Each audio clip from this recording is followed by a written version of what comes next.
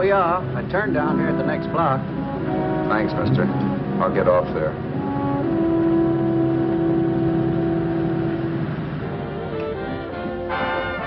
Want anything else? No. Hey, you. Me? Yeah, you. Where you heading? East. Too bad.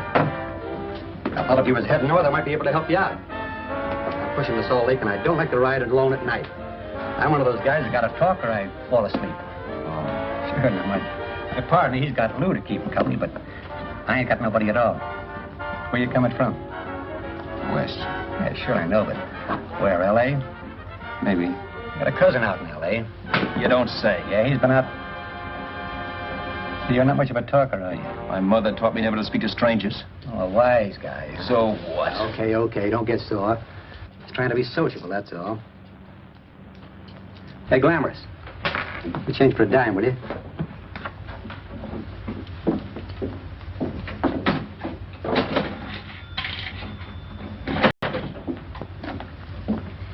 Let's have something quieter this time, Joe. My head's splitting. Is that what's wrong with it? Done with your coffee? No. And don't rush me, will you?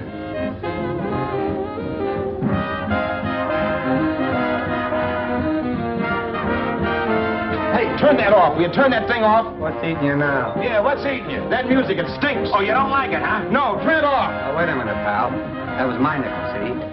This is a free country. And I play whatever I want to. Sure, and if you don't like it, you don't have to listen to it. And you can leave here anytime you want to. Okay, I'm sorry I asked. First good piece played tonight and you don't like it.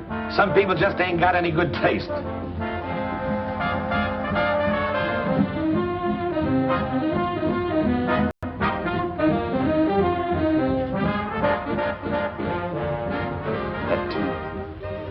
That tune. Why was there always that rotten tune? Following me around, beating in my head, never letting up. Did you ever want to forget anything? Did you ever want to cut away a piece of your memory or blot it out? You can't, you know. No matter how hard you try. You can change the scenery. But sooner or later, you'll get a whiff of perfume or somebody will say a certain phrase or maybe hum something. Then you're licked again. I can't believe that you're in love with me. I used to love that song once. So did the customers back in the old Break of Dawn Club in New York. I can't remember a night when I didn't get at least 3 requests for it. Sue, she was always selling it too. Those were the days.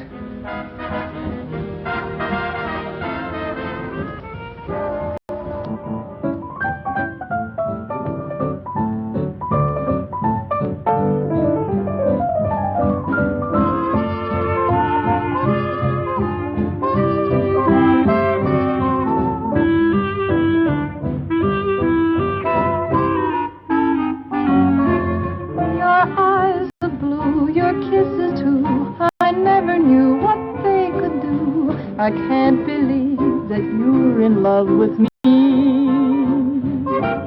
You're telling everyone you know that I'm on your mind each place you go. They can't believe that you're in love with me. I have always placed you far above me.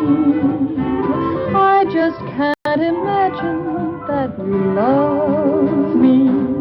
And after all is said and done, to think that I'm the lucky one, I can't believe that you're in love with me.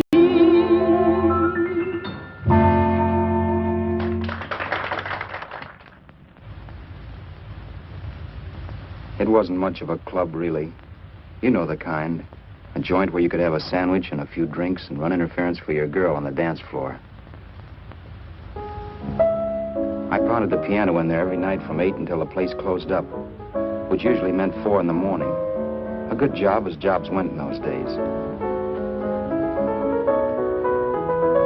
Then, too, there was Sue, who made working there a little like working in heaven. But how we felt about each other, well, there was nothing very unusual in that. I was an ordinary healthy guy, and she was an ordinary healthy girl, and when you add those two together, you get an ordinary healthy romance, which is the old story. Sure, but somehow, the most wonderful thing in the world.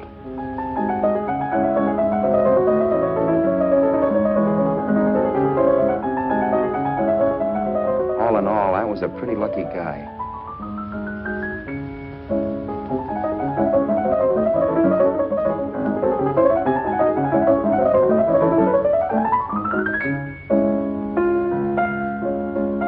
Mr. Paderewski, I presume. It's beautiful. You're going to make Carnegie Hall yet, Al? Yeah, as a janitor. I'll make my debut in the basement. I don't blame you for being bitter, darling, but you mustn't give up hope. Why, someday... Yeah, someday. If I don't get arthritis first. In the meantime, let's blow this trap.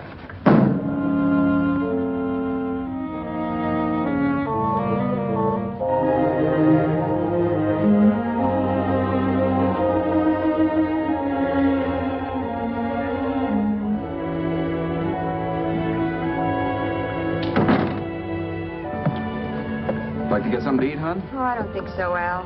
I lose my appetite working in this flea bag. Let's go home. Okay. I can't stand much more of that dump. Did you see that drunk tonight trying to paw me? No, what drunk? Does it matter what drunk? Say, what's the matter with you tonight, darling?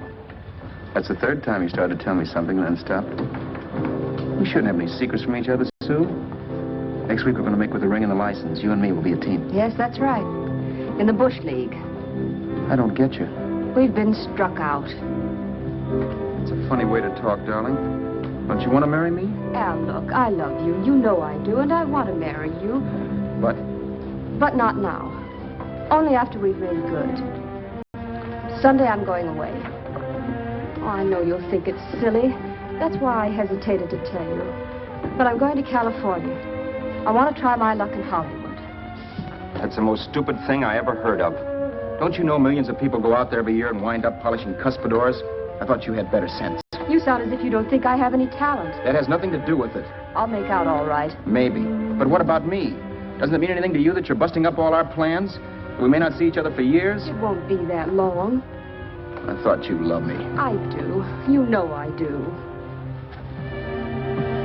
Well, here we are.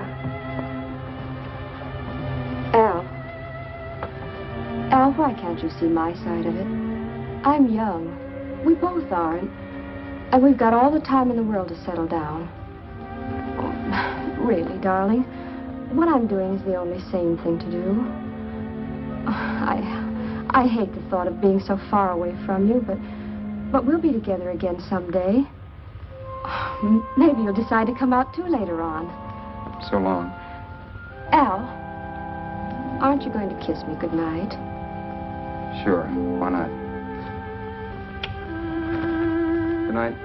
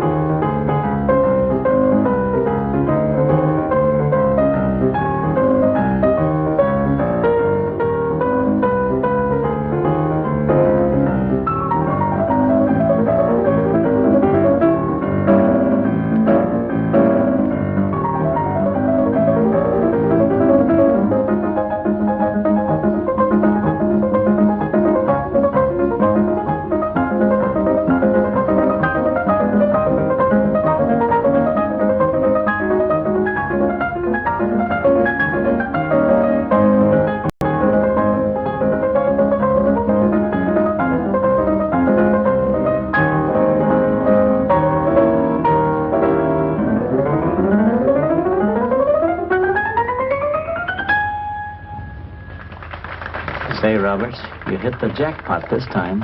$10. Thanks.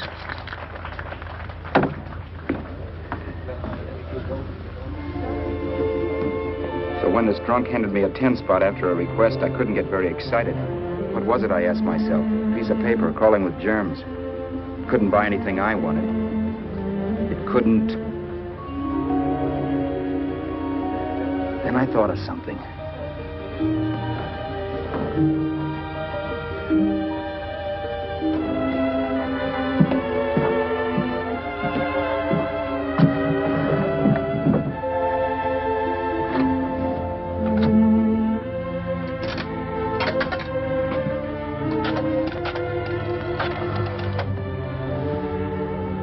Long distance.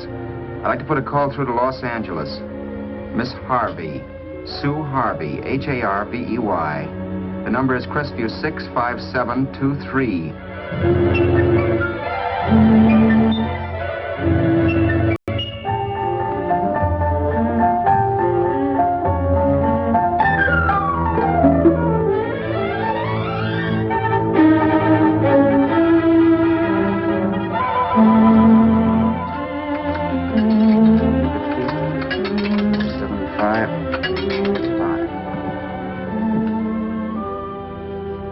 Hello, Sue? This is Al. Oh, baby, it's great to hear from you, too. What's that? You do? Oh, me too, darling. I thought I'd go batty without you. I just had to... Huh? You're working as a hashlinger?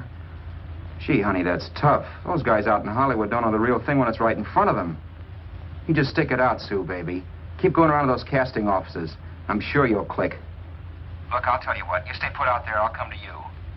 No, don't try to stop me. Just expect me. Train? Who knows? Train, plane, bus, magic carpet. I'll be there if I have to crawl. If I have to travel by pogo stick. And then, let's get married right away, huh? That's the stuff. That's what I've been wanting to hear you say. Well, goodbye for now. I'll be seeing you soon. Yeah. Bye.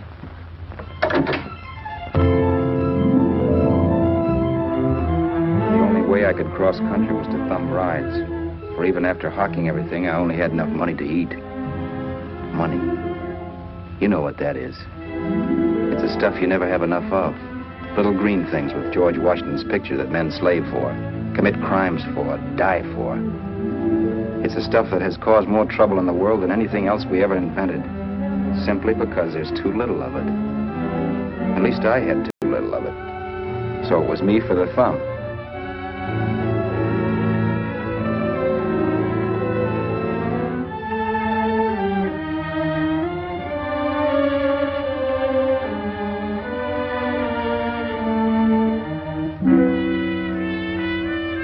Ever done any hitchhiking? It's not much fun, believe me. Oh, yeah, I know all about how it's an education, how you get to meet a lot of people and all that. But me, from now on, I'll take my education in college, or in PS 62, or I'll send $1.98 in stamps for 10 easy lessons.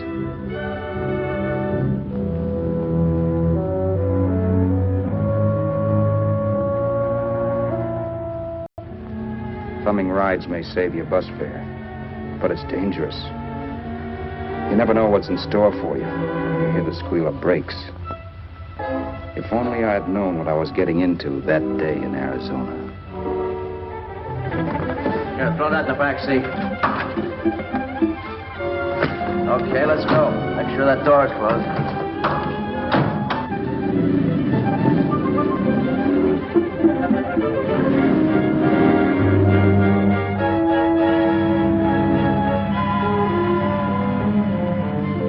You know, Emily Post ought to write a book of rules for guys thumbing rides. Because as it is now, you never know what's right and what's wrong. We rode along for a little while, neither one of us saying anything. I was glad of that. I never know what to say to strange people driving cars. Then, too, you can never tell if a guy wants to talk. A lot of rides have been cut short because of a big mouth. So I kept my mouth shut until he started opening up. Hand me that little box in the compartment, will you, pal? Hold the wheel, will you?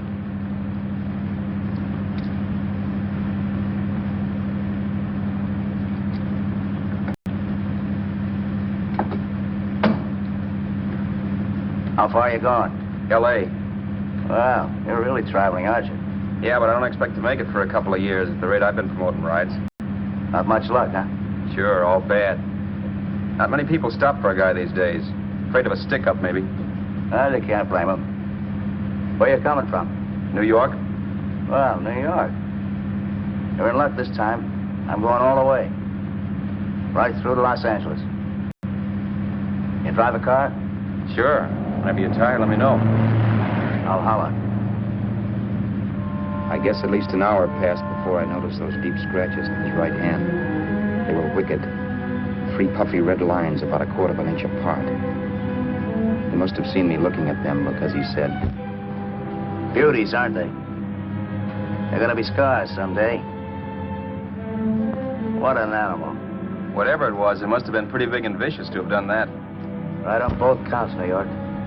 I was tussling with the most dangerous animal in the world. A woman. She must have been Tarzan's mate. Looks like you lost the bout. Certainly wasn't a draw. You know, there ought to be a law against dames with claws. Yeah. I tossed her out of the car in her ear. Was I wrong? Give a lift to a tomato, you expect her to be nice, don't you? Yeah. After all, what kind of dame son rides? Sunday school teachers? Yeah. A little witch. She must have thought she was riding with some fall guy. And me, who's been booking horses around racetracks since I was 20. I've known a million dames like her. 2 million. Yeah. Stop the car, open the door. Take it on the Arthur Duffy sister, I told her. That's the stuff. As that was done, huh? But if you want to see a real scar, brother, get a load of this. Wow. I got that one dueling. Dueling? Yeah, we're just kidding, of course. My dad owned a couple of Franco-Prussian sabers. Kept them on the wall for decorations.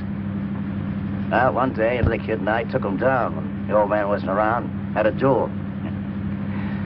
He got me in the arm here. Pretty mean cut. Infection set in later. Yeah, I can see that. Now, give me that box again, will you? Yeah.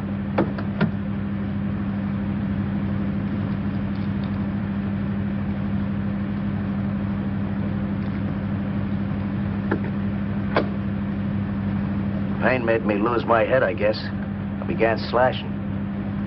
Before I knew it, I put the other kid's eye out. That was tough. Well, it was just an accident, of course. But you know how kids are. I got scared, decided I was going to run away from home. Old man almost caught me when I was packing my duds. The bloody rag I had wrapped around my wrist hadn't caught his attention. You'd seen the bundle for sure. But I beat it when he was phoning for a doctor. That was 15, 16 years ago. I haven't been home since. Pull in there for a bite or something, huh? A bite or something. Brother, was I hungry. I hadn't had anything in my stomach for hours. Yet even with that gnawing in the pit of my belly, I didn't want to be in too big a rush to put on the feed bag. First, I had to make sure this guy knew the score. If I got him down on me, goodbye ticket to Hollywood. I'll wait out here for you, mister. Well, there's the money. Don't worry about paying for it. This time it's on me. Well, that's what... Haskell, think nothing of it. You make your first million, maybe you can do the same for me. Come on, New York. I gotta make the West Coast by Wednesday. There's a horse running at Santa Anita named Pirate Bicycle. Means sell to me if I'm on him. We'll make it all right. He did most of the talking during the half hour we were in the place. I ate. He rambled on about his old man, whom we hadn't heard from since he ran away as a kid. Now he happened to become a bookie. And then all about how he got rooked in Miami. One race, 38 grand. They cleaned out my book. How do you like that? That was tough luck. Yeah, and I'm supposed to be the smart guy. Well, you just wait. I'm going back to Florida next season with all kinds of jack. And you watch those stinkers run for cover. Want anything else? No, thanks. I've had plenty.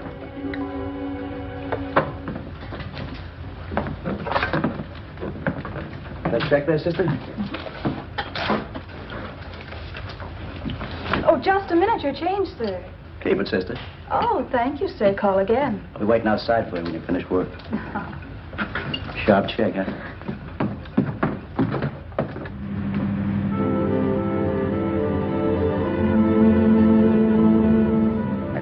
that night while Haskell slept like a log.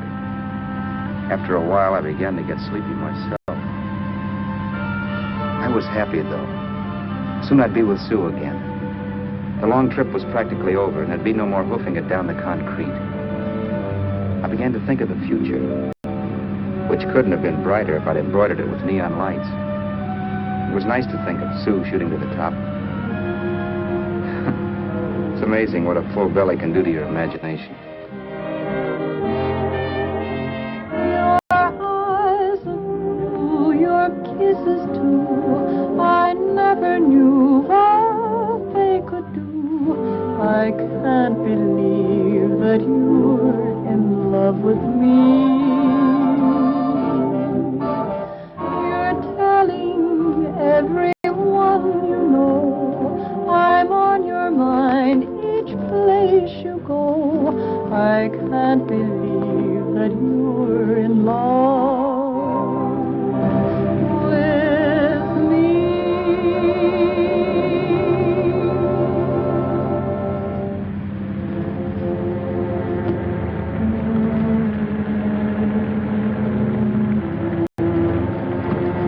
Mr. Haskell? Mr. Haskell? Mr. Haskell, wake up. It's raining. Don't you think we ought to stop and put up the top?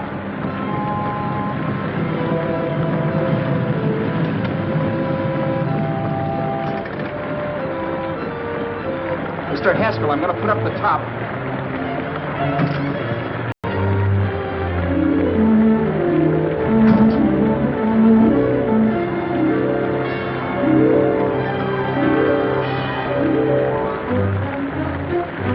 Until then, I'd done things my way. But from then on, something else stepped in and shunted me off to a different destination than the one I had picked for myself. But when I pulled open that door... Mr. Haskell, what's the matter? Are you hurt? Are you hurt, Mr. Haskell? Start your sermon. I'll listen to it. But I know what you're going to hand me even before you open your mouths. You're going to tell me you don't believe my story of how Haskell died and give me that don't make me laugh expression on your smug faces. I saw at once he was dead, and I was in for it. Who would believe he fell out of the car? Why, if Haskell came too, which of course he couldn't, even he would swear I conked him over the head for his dough. Yes, I was in for it. Instinct told me to run, but then I realized it was hopeless. There were lots of people back down the road who could identify me. That gas station guy and the waitress. I would be in a worse spot then, trying to explain why I beat it. The next possibility was to sit tight and tell the truth when the cops came. But that would be crazy. They'd laugh at the truth. And I'd have my head in the noose. So what else was there to do but hide the body and get away in the car? I couldn't leave the car there with him in the gully. That would be like erecting a tombstone.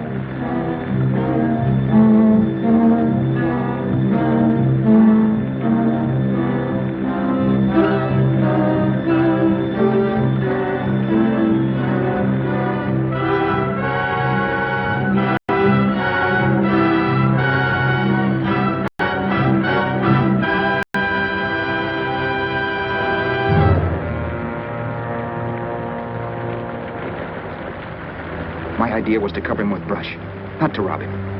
But then I remembered that even if I only drove the car for 100 miles or so, I would need money for gas. Besides, it was stupid of me to leave all that money on a dead man. Not only that, I'd have to take his driver's license in case I was stopped for something.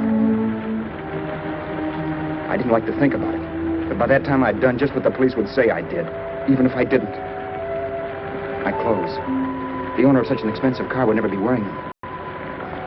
Some cop might pull me in on suspicion.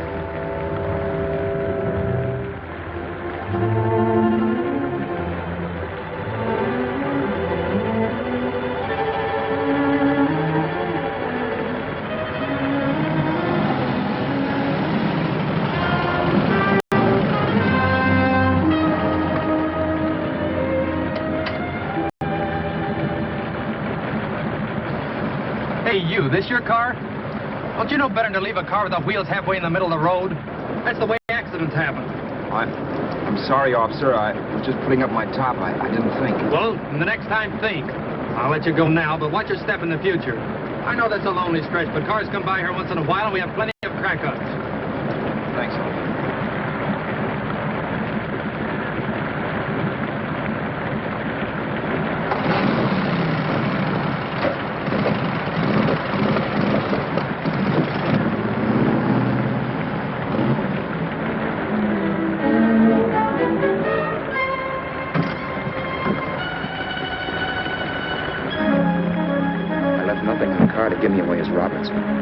If they found a dead man in the gully now, it would be me.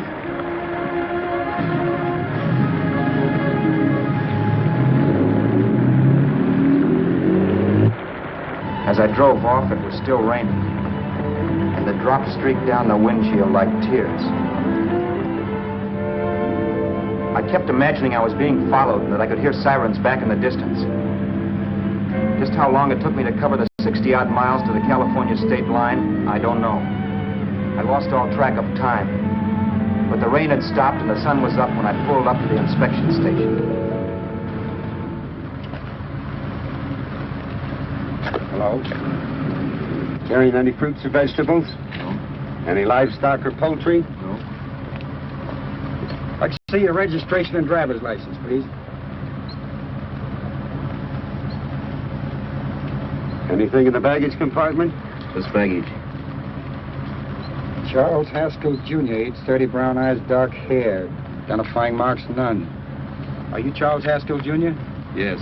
Well, remember, if you're employed and you stay over 30 days, you take out California plates. All right, officer, but I'll only be in the state a short while. Right, you can go now.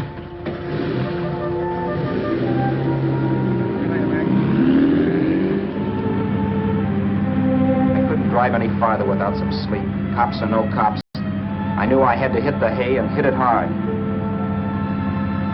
I was dead tired.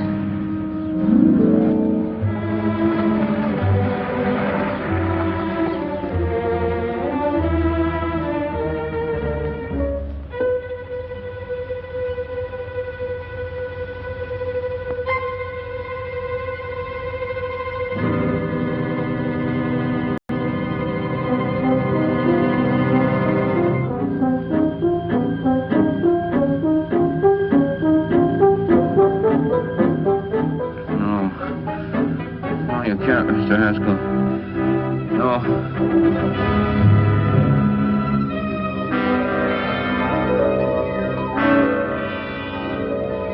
Mr. Haskell, you can't die. Don't think I did it. No, Mr. Haskell. No.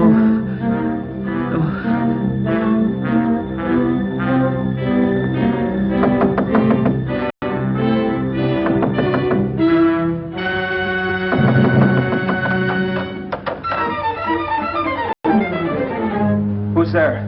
It's the maid. Can I come in and clean? Later. In a half hour. All right, sir.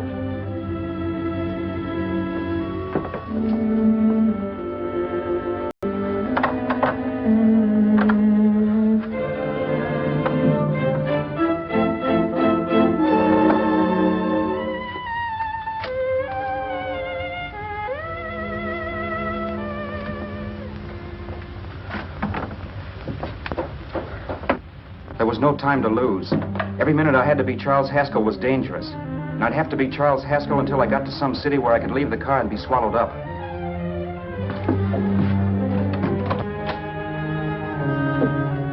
That meant driving the car as far as San Bernardino, maybe even to Los Angeles. In a little town I might be noticed, but in a city I should be safe enough. Then, after I ditched the car, I could go on to Sue. But those 5 minutes at the state line made me realize it might be a good idea to find out a little bit about Mr. Haskell. Then if anybody asked me questions, I could give the right answers. The first thing I found out was that I had $768. This was a lot of jack, but believe me, it was the kind of money I'd rather not have.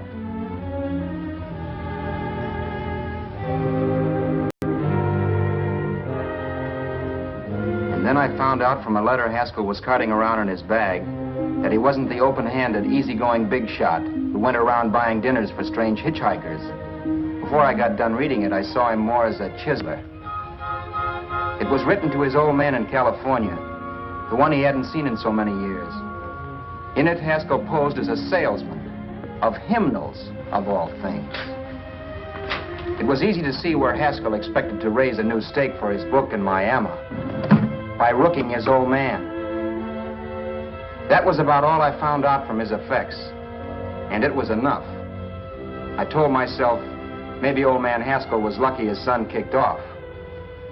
He would never know it, but it saved him from taking a flyer in Sacred Literature Preferred.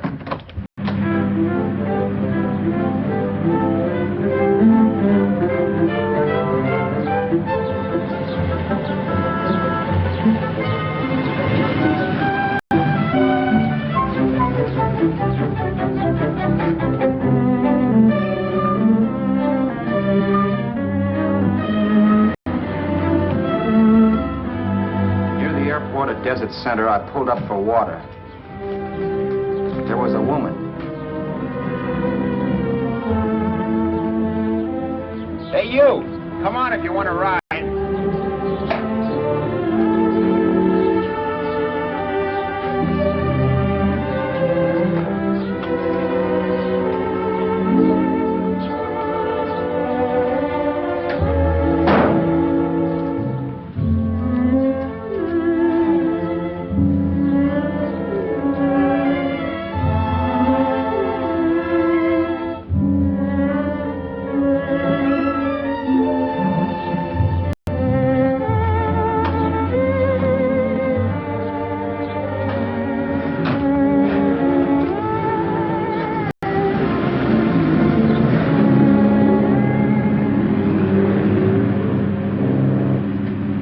How far are you going? How far are you going? That took me by surprise, and I turned my head to look her over. She was facing straight ahead, so I couldn't see her eyes. But she was young, not more than 24. Man, she looked as if she'd just been thrown off the crummiest freight train in the world. Yet, in spite of this, I got the impression of beauty. Not the beauty of a movie actress, mind you, or the beauty you dream about when you're with your wife, but a natural beauty. A beauty that's almost homely because it's so real. Then suddenly she turned to face me. How far did you say you were going? Los Angeles? L.A.? L.A.'s good enough for me, mister. That's what I was afraid of. What'd you say? Oh, nothing, just thinking out loud. People get in trouble for doing that. What's your name? You can call me Vera if you like. You live in Los Angeles? No. Where are you coming from? Oh, back there. Needles? No. Oh, sure, Phoenix. You look just like a Phoenix girl.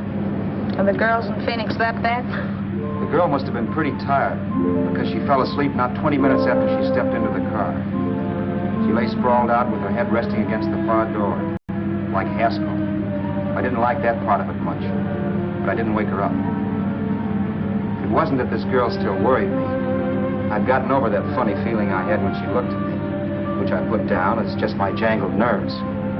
With her eyes closed and the tenseness gone out of her, she seemed harmless enough. And instead of disliking her, I began to feel sorry for her. The poor kid probably had had a rough time of it. Who was she anyway? And why was she going to Los Angeles? And where'd she come from in the first place? The only thing I knew about her was her name. Not that it made any difference. A few hours more and we'd be in Hollywood. I'd forget where I parked the car and look up Sue. This nightmare of being a dead man would be over. Who this dame was, well, it was no business of mine. Where did you leave his body? Where did you leave the owner of this car? You're not fooling anyone. This buggy belongs to a guy named Haskell. That's not you, mister. You're out of your mind. That's my name, Charles Haskell. I can prove it. It's my driver's Save license. yourself the trouble, mister. Having Haskell's wallet only makes it worse. It just so happens I rode with Charlie Haskell all the way from Louisiana. He picked me up outside of Shreveport.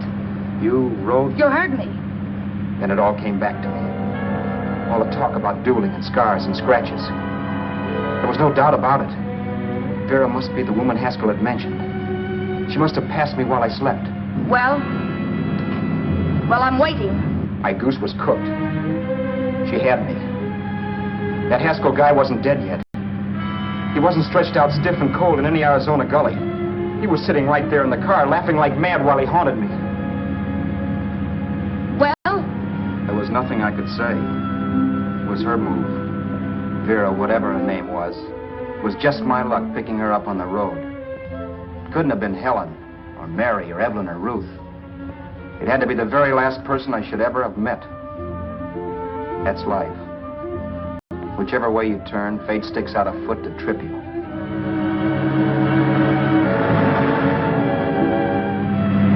I told her everything. everything, but she didn't believe my story. I should have saved my breath. That's the greatest cock and bull story I ever heard. So he fell out of his car. Say, who do you think you're talking to, a hick? Listen, mister, I've been around, and I know a wrong guy when I see one. What'd you do, kiss him with a wrench? Now, wait a minute. What I told you was true. You see, that's why I had to do it. You think I killed him? Well, the cops would have thought so, too. Yeah, well, maybe they still think so. What makes you so sure I'll shut up about this? Vera, I'm innocent. Give me a break, will you? It won't do me any good having you pinched. The cops are no friends of mine. Not there was a reward, but there isn't. Thanks. Don't thank me yet. I'm not through with you by a long shot. Let's see that roll.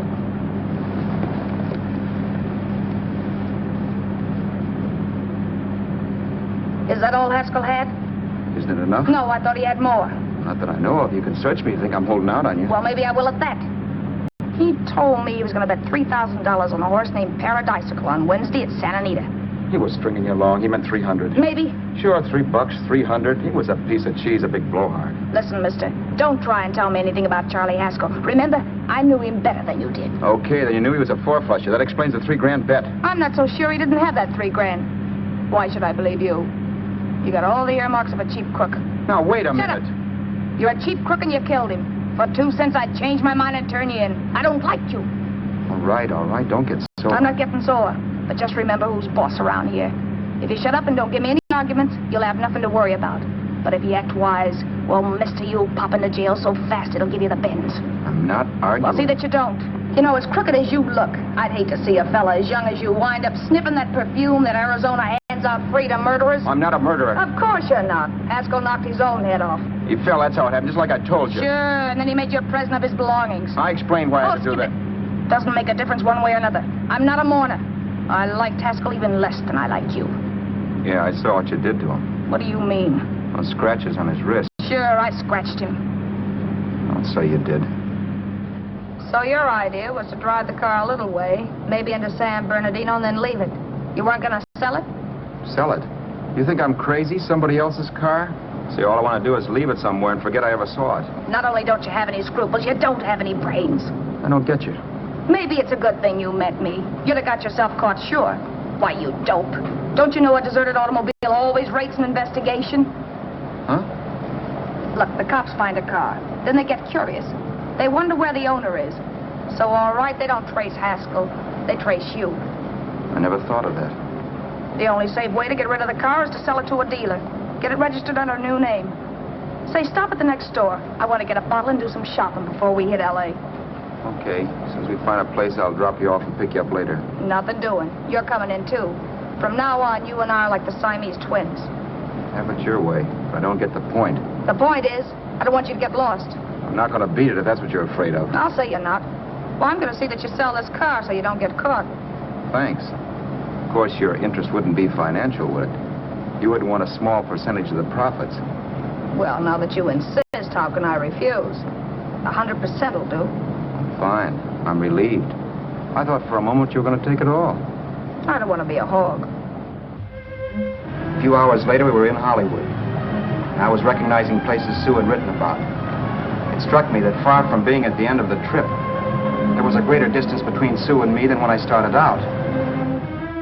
Vera wasn't kidding with that Siamese twins crack. She rented a little apartment as Mrs. Charles Haskell. When I objected to this, she explained that it was on account of the car. A dealer might think something was funny if he called and found we were using different names.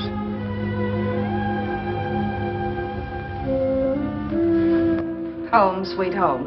Yeah. Not bad, either.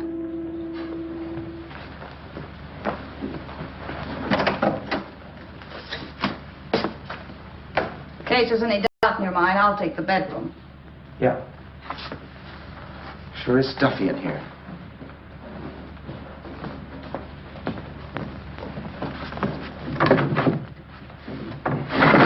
Keep the window shut. Okay. The old crow downstairs said there's a folding bed behind this door.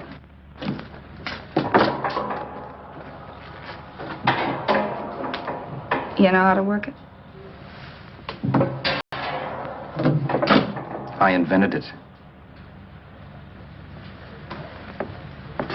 Some joint. One can't have everything.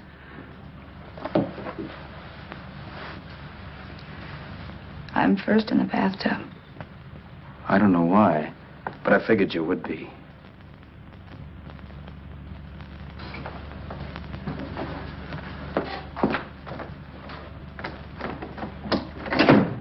Boy, oh boy. Sure feels good to be clean again. I must be 10 pounds lighter. You must be. Well, hitching rides isn't exactly the way you keep your schoolgirl complexion. I wish that guy with the sacks would give up. Gets on my nerves. Forget it. Have a drink. Aren't you afraid I might take you up on it? If I didn't want to give you a drink, I wouldn't have offered it. Might be a sorehead, Roberts. You got yourself into this thing. You should be grateful I'm not turning you in. Why, if I wasn't regular, you'd be in the pen this minute, being photographed, fingerprinted, and being pushed around by the cops. So cheer up. Get rid of that long puss. Or is your conscience bothering you?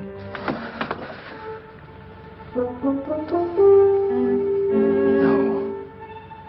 It isn't. Swell. That's the spirit. He's dead and no moaning around will bring him back. Anyway, I never could understand this worrying about something that's over and done with. Now look, Vera, for the last time I didn't kill him. Haskell was a sick man. Maybe he was dead before he fell out of the car. I don't know. Sure. He died of old age. All right. So if it'll make you sociable, you didn't kill him.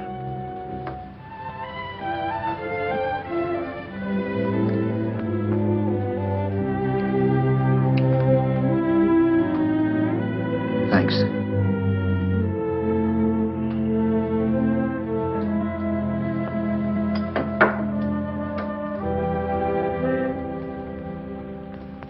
We're out of liquor, Roberts. Yeah. Too bad. I felt like getting tight tonight. Well, I think you succeeded. Am I tight? As a prima donna's corset. That's good. I wanted to get tight. Why? What have you got to get tight about? Oh, I don't know. Few things. Huh. You should have my worries. If I had your troubles, I'd stay sober. And I've got the key to that door. Yeah. Maybe you're right. I'm always right. You know, I don't like your attitude, Roberts. Well, there's a lot of things I don't like. Sure. But life's like a ball game. You gotta take a swing at whatever comes along before you wake up and find it's a ninth inning. You read that somewhere. That's the truth, Roberts. All you do is bellyache. Taking it easy and, well, trying to make the best of things. But maybe that's what's wrong with the whole world. Get the professor. People knock themselves out trying to buck fate. Now, take you, for instance. You're lucky to be alive. Why, suppose Haskell had opened your door. You'd be playing a harp now. Think of that. You think of it. I'm tired of thinking. There's plenty of people dying this minute. I would give anything to trade places with you. I know what I'm talking about. I'm not so sure. At least they know they're done for. They don't have to sweat blood wondering if they are. Your philosophy stinks, pal. We all know we're going to kick off someday. It's only a question of when. But what's got us on this subject anyway? We'll be discussing politics next. Yeah.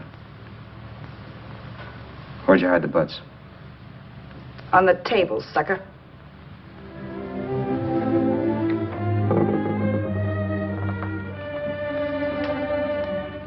We bored each other with conversation for a couple of hours longer. Every 5 minutes, one of us was wishing we had another bottle or a radio or something to read. Then finally, we ran out of chatter. I know it's only 11 o'clock, but I want to get up early and make the rounds of the used car lots. No hurry about that. We got all the time in the world. Maybe you have, but if you think I want to stay cooped up in this place any longer than I have to, you're batty. It's not a bad place. Pay plenty for diggings like this in New York. I wouldn't like it if it was the Ritz.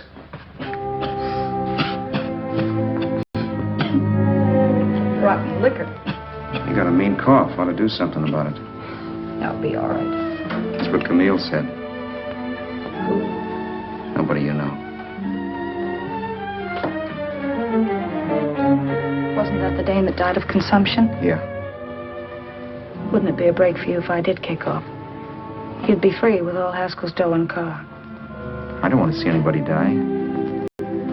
Not even me. Especially not you. One person died of me. If you did, well, that's all I need. You don't like me, do you, Roberts? Like you. I love you. My favorite sport is being kept prisoner. After we sell the car, you can go to blazes for all I care. But not until then.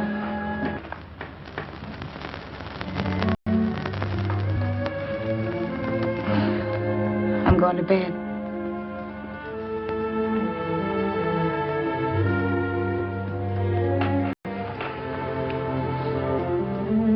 Good night, Roberts. Don't try and sneak away during the night. All the doors are locked.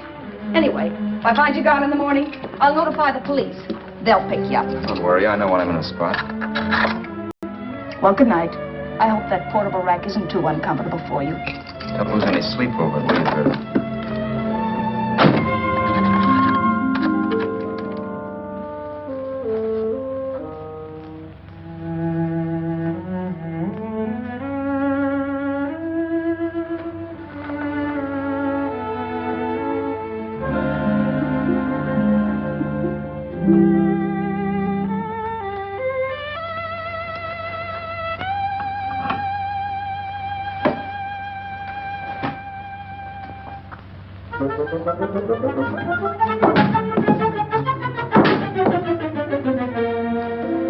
Crestview.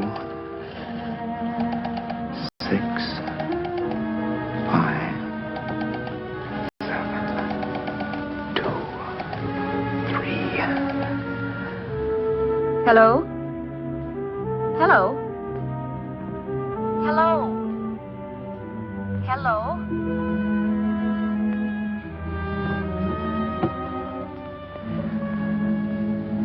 No. Not yet, darling. Tomorrow. Maybe. If this were fiction, I would fall in love with Vera, marry her and make a respectable woman of her, or else she'd make some supreme Class A sacrifice for me and die. Sue and I would bawl a little over her grave and make some crack about there's good in all of us. But Vera, unfortunately, was just as rotten in the morning as she'd been the night before.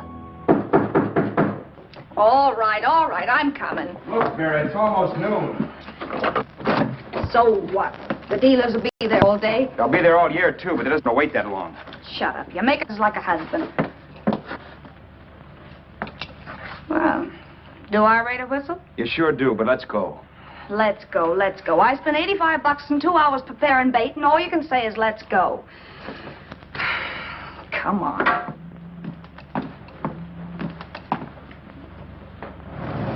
We passed a few used car lots last night down this way. What do you think we can get for this heap? I don't know. Plenty. Each let me handle everything. Think we can get $2,000? I don't know, but don't worry. I'll squeeze as much out of this guy as I can. If I let it go cheap without a fight, he might think we've stolen the car. And listen, don't make any slips and call me Roberts. That'll cook us. I don't need you to tell me that. You better just sit by and keep your mouth closed. Remember, we're both in the soup if anything happens. Forget it and drive. You're my wife, Vera Haskell. Look, after the deal's closed, let's go back to that place on Hollywood Boulevard where I saw the fur jacket. I want to buy it. After the deal's closed, I'm saying goodbye to you. That's right, I forgot. I guess I'm getting kind of used to you. Well, that's a habit you could start breaking. Let's try this place in the middle of the block.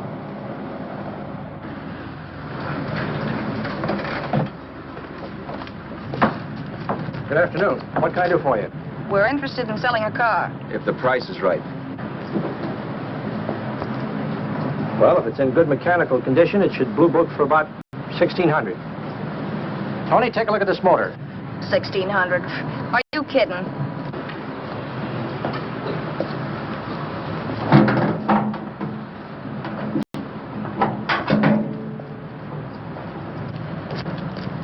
Well, maybe 1850.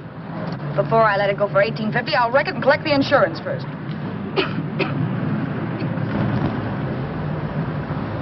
Lady, this motor's seen a lot of driving.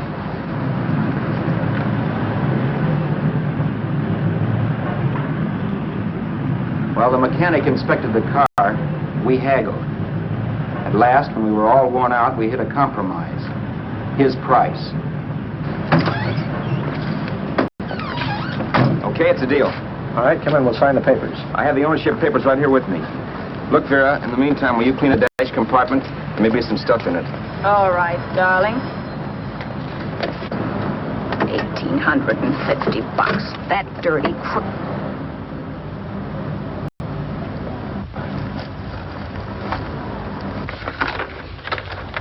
New York, huh?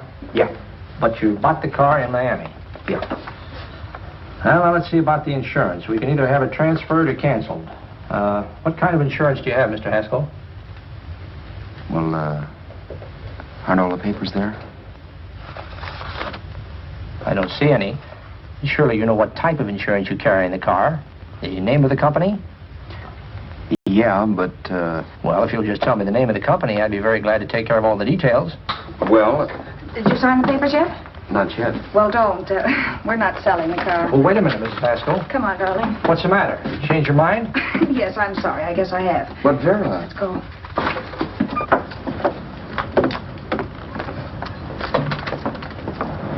You got me out of a tight spot, Vera. But I still don't understand all this. You will in a minute. I almost threw away a gold mine. 1850 isn't to be sneezed at. The car doesn't book for as much as I thought. We're not selling the car. You want to keep it. Now, wait a minute, Vera. You said yourself I wouldn't be safe until the car was in someone else's name. I'd like to be free of this mess when I go. That's just it, Roberts. You're not going. There's a drive-in at the next corner. Pull in there and we'll get a bite to eat. And I'll explain. What is this, another one of your brilliant ideas?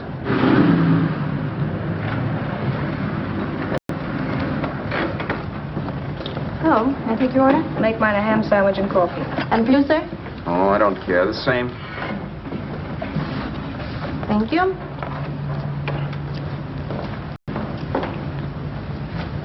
Get this, Vera. I've been pretty patient so far. I've done everything you asked me to do, but no more. Shut up. You've taken Haskell's money. And you can have the dough we get from selling the car. But you're not going to keep me a prisoner. It's a good thing I bought the paper. Take a look at that. Vera, I'm in no mood. Read that.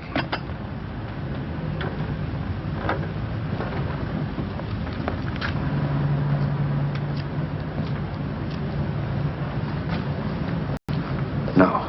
Yes. No, I won't do it. Yes, you will. You think I'm crazy? It's impossible, I tell you. Excuse me.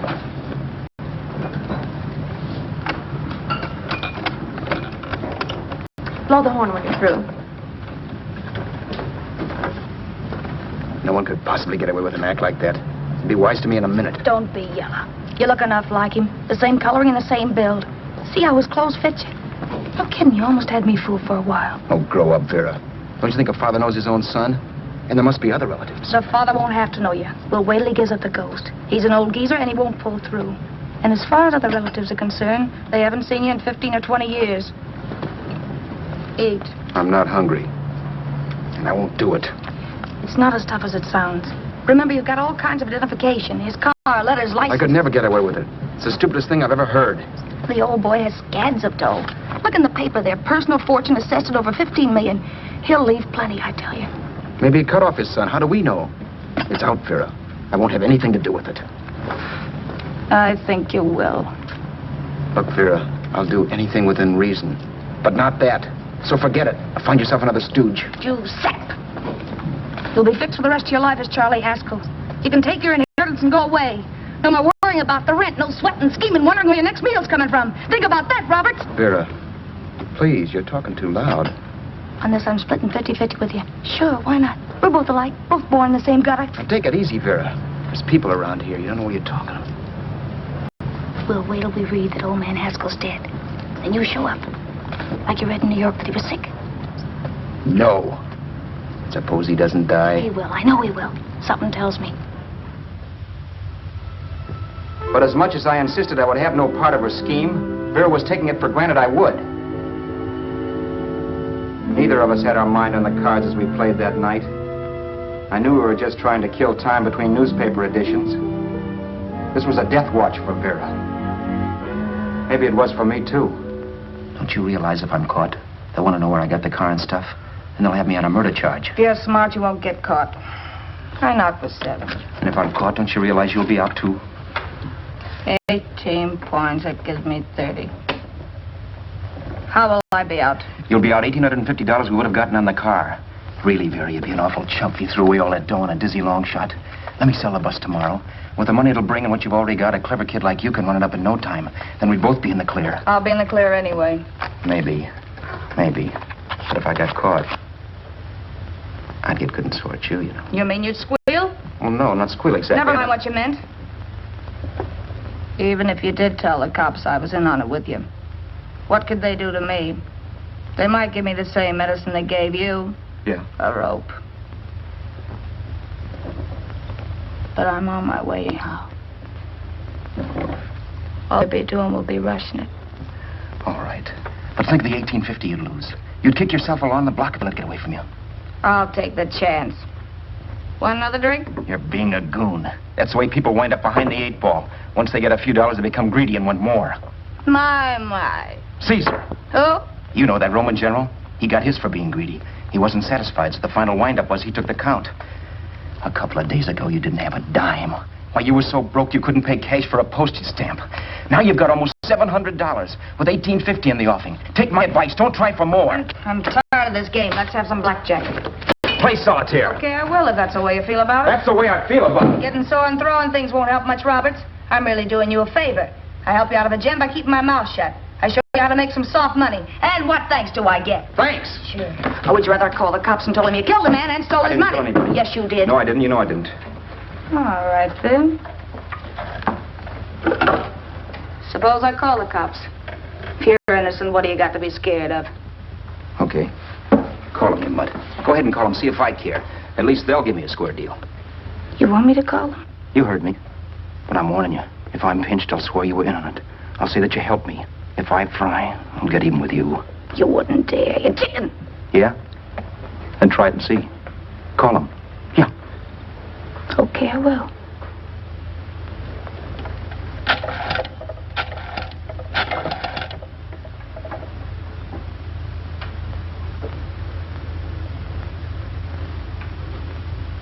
Information?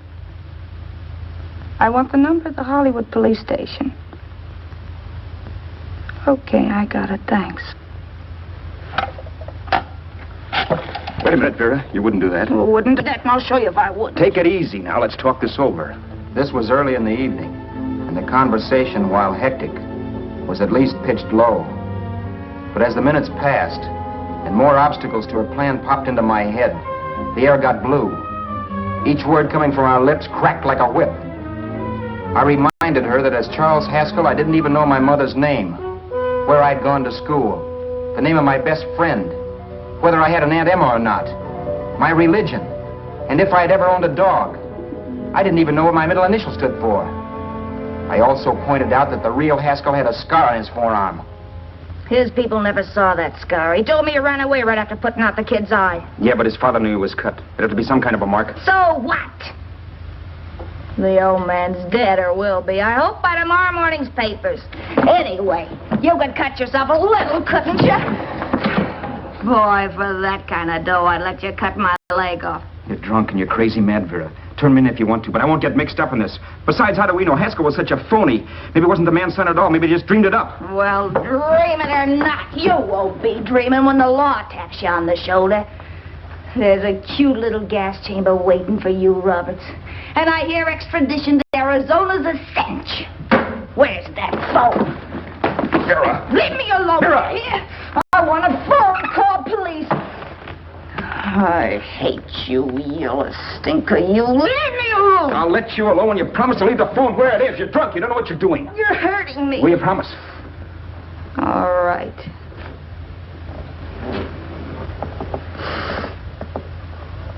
You hurt me. I'm sorry, but... And it's hot in here. Open up a window. It's not hot. Don't tell me. Now, do you do it or do I do it? You're no gentleman, see? Yeah. All right. I'll open up the window.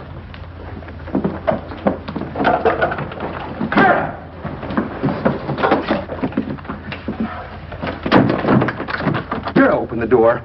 Please open the door. Vera, open the door. Don't use the phone. Listen to me. I don't like you, Roberts. You're no gentleman, see? You hurt my hand, and I'm going to get even with you. If you don't open the door, I'm going to kick it down, Vera. Vera, don't call the cops. Listen to me. I'll do anything you say. Vera, let me in. I'll break the phone.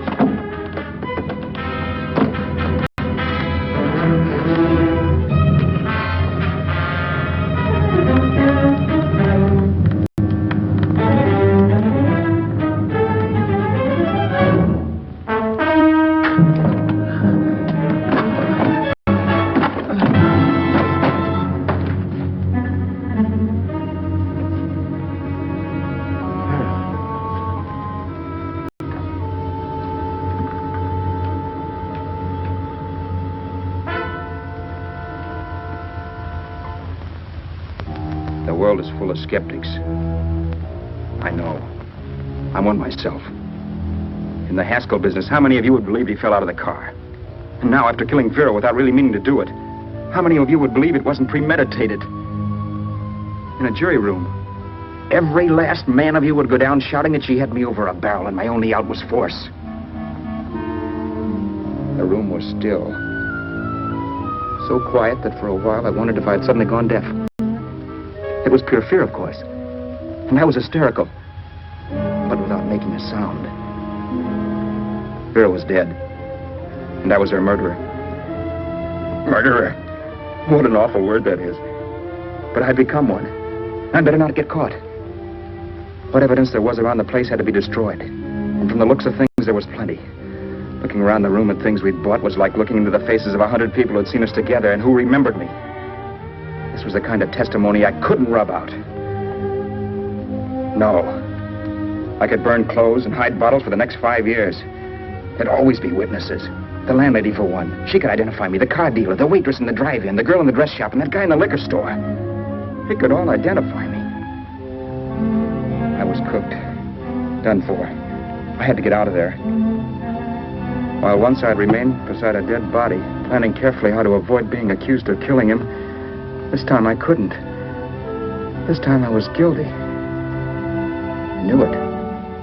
Felt it. I was like a guy suffering from shock.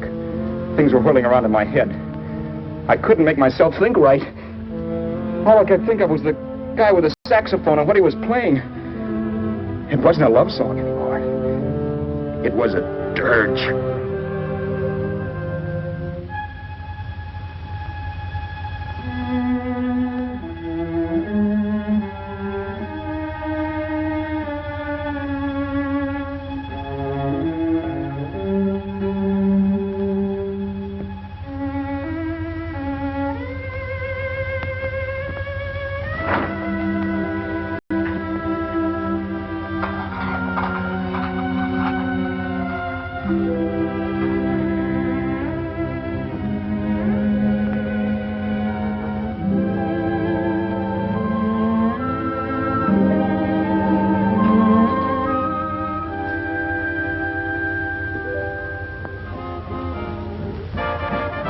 Problems weren't solved.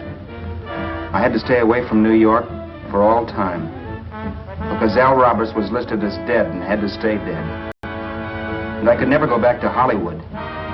Someone might recognize me as Haskell. Then, too, there was Sue. I could never go to her with a thing like this hanging over my head. All I could do was pray she'd be happy.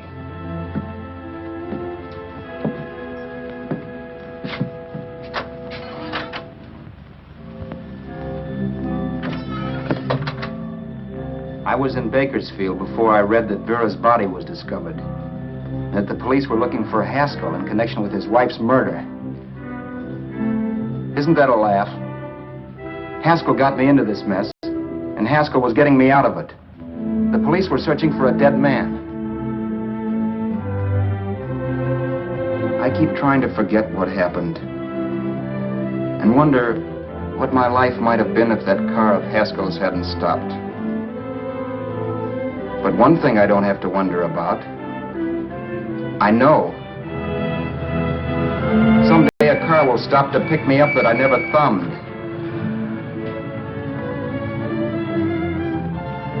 Yes.